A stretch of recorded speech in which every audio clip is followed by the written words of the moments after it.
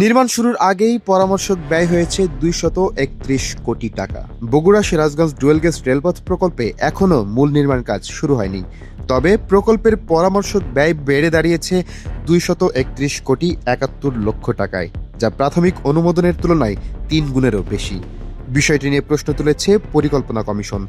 ২০১৮ সালে একনেকে অনুমোদন পাওয়া প্রায় ৮৬ কিলোমিটার দীর্ঘ এই রেলপথের প্রাথমিক ব্যয় ছিল ৫,৫৭৯ কোটি টাকা।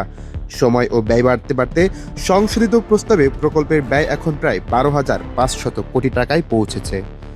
তবে দীর্ঘদিন স্থবির থাকার পর প্রকল্পে দৃশ্যমান অগ্রগতি এসেছে ভূমি অধিগ্রহণে। বগুড়ার ৫৬টি মৌজায় যৌথ তদন্ত শেষ হয়েছে এবং ক্ষতিগ্রস্ত ভূমি মালিকদের ক্ষতিপূরণ দিতে প্রায় ১,৯৬৯ কোটি টাকা ছাড় করা হয়েছে। ইতোমধ্যে চেক বিতরণও শুরু হয়েছে।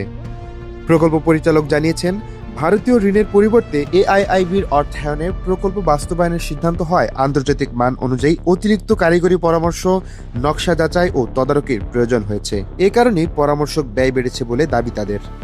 রেলওয়ের পরিকল্পনা অনুযায়ী প্রকল্পটি বাস্তবায়িত হলে বগুড়া থেকে সিরাজগঞ্জ পর্যন্ত নতুন ডুয়েল গেজ রেললাইন তৈরি হবে। এতে ঢাকার সঙ্গে রেলপথের দূরত্ব প্রায় ১১২ কিলোমিটার কমবে। যাত্রা সময় ৩ থেকে ৪ ঘন্টা পর্যন্ত সাশ্রয় হবে এবং উত্তরাঞ্চলের যাত্রী ও পণ্য পরিবহনে নতুন সম্ভাবনার সৃষ্টি হবে। News desk, rail news.